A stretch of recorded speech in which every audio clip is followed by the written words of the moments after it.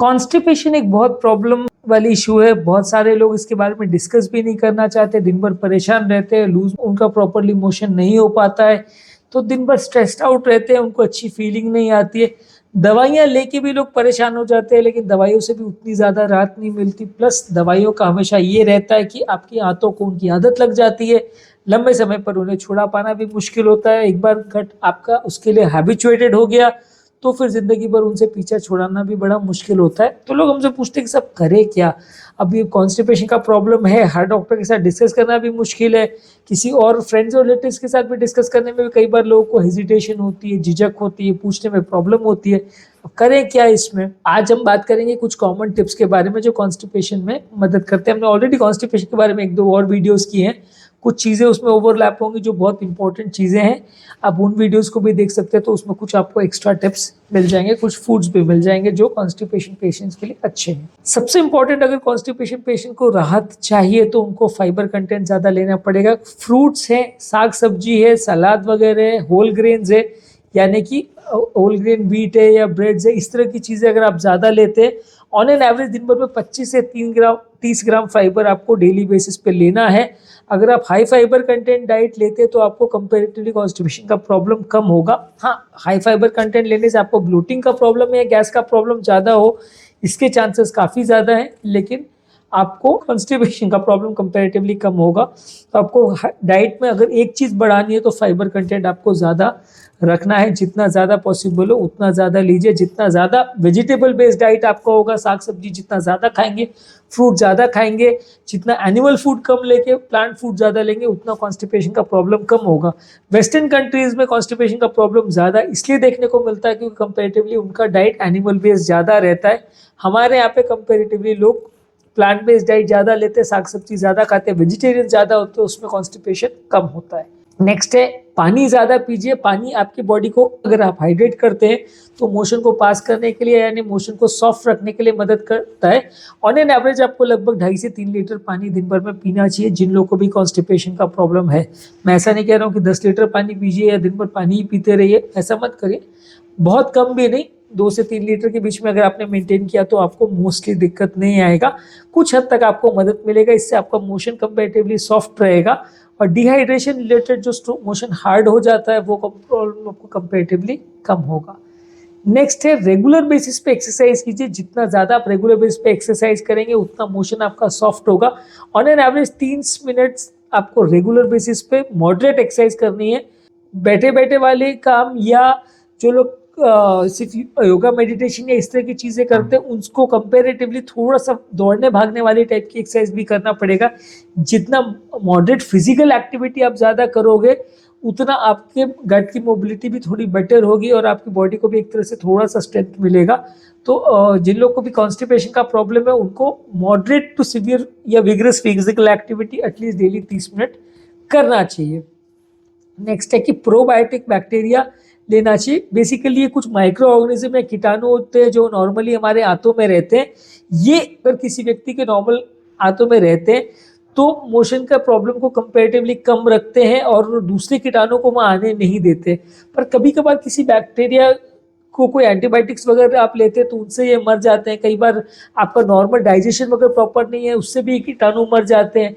कई बार आपके खाने पीने में कुछ प्रॉब्लम्स होती हैं, ज़्यादा आप ज़्यादा आप रिफाइंड फूड्स लेते हैं तो उससे भी कीटाणु कम हो जाते हैं। तो आपको इसके लिए टैबलेट्स या सैशे भी ले सकते हैं, इकोनॉर्म सैशे या स्पोरोलैक्स सैशे, इस तरह की चीज़ें आती हैं, या कुछ फर्मेंटेड फूड या दही या इस तरह की चीज़ें आप ले सकते हैं, उसमें भी ये बैक्टीरिया रहते हैं। तो आपके कॉन्स्टिपेशन वाले पेशेंट्स के लिए अच्छा है। ये भी एक तरह से आपके गट के जो ऑर्गेनिजम्स है ये भी एक तरह से आपके डाइजेशन को भी इम्प्रूव करते हैं। नेक्स्ट है, लैक्सेटिव यानी मोशन को सॉफ्ट करने वाली मेडिसिन को लीजिए। ये स्टूल सॉफ्टनर्स जो है आपके मोशन को कंपैरेटिवली सॉफ्ट करेगा। तो आपको कॉन्स्टिपेशन रिलेटेड प्रॉब्लम और उसके वजह से किसी को अगर हेमोरॉइड्स में ब्लीडिंग हो रही है या किसी को अगर फिशर्स का प्रॉब्लम हो रहा है तो वो भी कंपैरेटिवली कम हो जाएगा। तो मोशन को सॉफ्ट करेगा। तो आपको पास करने के टाइम जब मोशन को या स्टूल को जब पास करते हैं तो दर्द कंपैरेटिवली कम होगा। तो कॉन्स्टिपेशन वाले पेशेंट को लैक्सेटिव लेना चाहिए, बहुत ज़्यादा या कंटिन्यूस नहीं लेना चाहिए, डॉक्टर से डिस्कस करके ही लेना चाहिए क्योंकि लंबे समय तक इसको लेने से आदत पड़ जाती है जो कि हेल्थ के लिए ओवरऑल बहुत अच्छा नहीं है। नेक्स्ट इंपॉर्टेंट इशू है, जब भी मोशन का प्रेशर है तो उस समय इग्नोर मत करिए, नहीं तो उसके बाद आपको बॉडी के वो सिग्नल्स बहुत फेंट हो जाते हैं और उस लंबे समय में आपको कॉन्स्टिपेशन का प्रॉब्लम रहता है। कई लोगों का क्या रहता है, वर्क प्रेशर की वजह से या काम नहीं कर क्या प्रेशर में वहाँ जाने का प्रॉब्लम रहता है, या कहीं ऐसी जगह पे आप रहते हैं जहाँ पे वॉशरूम प्रॉपर नहीं है, तो उस वजह से भी वो कई बार अपने अर्ज को कंट्रोल करते हैं, और जब एक्चुअल में वो वॉशरूम में पहुंचते हैं या वहाँ जाते हैं तो उस समय वो बहुत कॉन्स्टिपेटेड फील करते हैं और पास ही नहीं हो पाता मोशन। तो इस वजह से जब भी आपको अर्ज हो रही है या मोशन का प्रेशर आ रहा है तो उस समय आपको तुरंत बाथरूम जाना चाहिए, उस समय उस अर्ज को कंट्रोल नहीं करना चाहिए, नहीं तो बाद में आपको कॉन्स्टिपेटेड ज़्यादा फील होगा। नेक्स्ट है कि मेंटल स्ट्रेस को कंपैरेटिवली कम रखिए, योगा मेडिटेशन और डीप ब्रीदिंग एक्सरसाइज करके मेंटल स्ट्रेस को कम रखिए। सिर्फ योगा मेडिटेशन वाली एक्सरसाइज नहीं करिए, फिजिकल एक्टिविटी दूसरी फॉर्म में एक्सरसाइज में भी करिए, लेकिन योगा मेडिटेशन आपके दिमाग के स्ट्रेस को कम करेगा, उससे भी आपका डाइजेशन का प्रॉब्लम ज़्यादातर कम होगा। चाहे डायरिया हो चाहे कॉन्स्टिपेशन हो, दोनों में डीप ब्रीदिंग एक्सरसाइज करना, मेडिटेशन करना, योगा करना थोड़ा सा फायदेमंद रहता है और आपको कंपेरेटिवली इस तरह की प्रॉब्लम्स होने का चांस थोड़ा सा कम हो जाता है। ये सारी प्रॉब्लम क्योंकि स्ट्रेस से बढ़ती है, अगर आप मेडिटेशन वगैरह करते हो तो कम हो जाता है, तो आपको प्रॉब्लम्स कम आएगी। नेक्स्ट है कि प्रोसेस्ड और लो फाइबर वाली चीज़ों को कंपेरेटिवली कम लीजिए, जैसे वाइट ब्रेड है, चिप्स है, क्रैकर्स है, मैदा से बनी हुई चीज़ें हैं, समोसा कचौरी, इस टाइप की चीज़ें जो भी है जो कि रिफाइंड प्रोडक्ट से बनती है, वो सारी चीज़ें आपको कॉन्स्टिपेशन ज़्यादा करेगी। तो अगर आपको कॉन्स्टिपेशन का प्रॉब्लम है तो हाई फाइबर कंटेनिंग डाइट लीजिए, होल ग्रेन्स है उनको ज़्यादा लीजिए, उसमें हस्क होना चाहिए साथ में। रिफाइन करते समय क्या होता है, ये फाइबर कंटेंट को हटा दिया जाता है जो कि कॉन्स्टिपेशन बढ़ाता है। जो वेस्टर्न कंट्रीज में ज़्यादा रिफाइंड ग्रेन ज़्यादा लेते हैं उनको ये प्रॉब्लम ज़्यादा होता है, वो लोग वाइट ब्रेड ज़्यादा लेते हैं तो उनको कॉन्स्टिपेशन ज़्यादा होता है, इसलिए आजकल सब जगह ब्राउन ब्रेड को या होल व्हीट ब्रेड को ज़्यादा प्रमोट करते हैं। तो ऑब्वियसली थोड़ा कॉस्ट बढ़ जाता है, लेकिन वो कॉन्स्टिपेशन वाले पेशेंट्स के लिए अच्छा है। नेक्स्ट है, स्ट्रेस अगर हो रहा है तो कुछ गट रिलैक्सेशन टेक्निक्स वगैरह भी आती है, मेडिटेशन योगा अगर आप साथ में करते हो तो गट रिलैक्सेशन की कुछ स्पेसिफिक योगा वगैरह भी आता है, वो भी आप फॉलो कर सकते हो, तो उसमें आपको कंपैरेटिवली कॉन्स्टिपेशन का प्रॉब्लम थोड़ा हद तक कम हो जाएगा। इसके अलावा अगर आपको कॉन्स्टिपेशन का प्रॉब्लम है तो कुछ मैग्नीशियम सप्लीमेंट्स लेने से भी आपको गट का प्रॉब्लम थोड़ा सा कम हो जाएगा। ये भी स्टूल को सॉफ्ट करता है और आपकी बाउल मूवमेंट्स को इम्प्रूव करता है, पर एक बार ब्लड मैग्नीशियम लेवल्स चेक करा लीजिए, उसका डेफिशिएंसी हो तो ही लीजिए, अदरवाइज कई बार ज़्यादा लेने से उसकी टॉक्सिसिटी भी हो सकती है। इसके अलावा नेचुरल रेमेडीज या नेचुरल लैक्सेटिव्स ऐसे होते हैं जैसे कि फ्लैक्सीड है, फिग्स है यानी अंजीर है और प्रून्स है, ये सारे भी कॉन्स्टिपेशन को रिलीव करते हैं, ये नेचुरल लैक्सेटिव की कैटेगरी में आते हैं। ये फ्रूट्स को अगर आप लेते हो तो आपको कंपैरेटिवली कॉन्स्टिपेशन की प्रॉब्लम कम होगी। अगर बहुत ज़्यादा आपको कॉन्स्टिपेटेड हो रहे हो और 2-4 दिन में भी आप एक बार मोशन नहीं पास कर पा रहे हो, या बहुत ज़्यादा हार्ड स्टूल्स हो रहे हैं उसकी वजह से फिशर्स या हो रहे हैं, हिमोरॉइड्स में ब्लीडिंग हो रही है, मस्से का प्रॉब्लम हो रहा है, इस तरह की अगर आपको प्रॉब्लम हो रही है तो डेफिनेटली आपको उसके स्पेशलिस्ट को मिलना ही पड़ेगा। उसमें आप घरेलू नुस्खे को बहुत ज़्यादा ट्राई मत करिए, नहीं तो प्रॉब्लम्स होने का या बीमारी के बढ़ने का चांस हो सकता है। कोई डिजीज़ भी हो सकती है जिसकी वजह से आपको कॉन्स्टिपेशन बहुत ज़्यादा हो रहा है, दवा से कंट्रोल नहीं हो रहा है, तो उसके लिए भी आपको डॉक्टर से मिलना पड़ेगा। कई बार सीवियर डायबिटीज़ में भी ऐसा होता है कि लोगों को कॉन्स्टिपेशन होता है, तो वो स्पेसिफिक मेडिसिन से आपको थोड़ा सा ज़्यादा राहत मिल सकता है। तो अगर आपको बहुत सीवियर अगर कॉन्स्टिपेशन हो रहा है तो डेफिनेटली उसके लिए आपको डॉक्टर को मिलने की ज़रूरत है और डिस्कस करने की ज़रूरत है। माइल्ड से अगर है और थोड़ा बहुत भी अगर आपको प्रॉब्लम हो रही है तो आप घरेलू नुस्खों से मैनेज कर सकते हैं।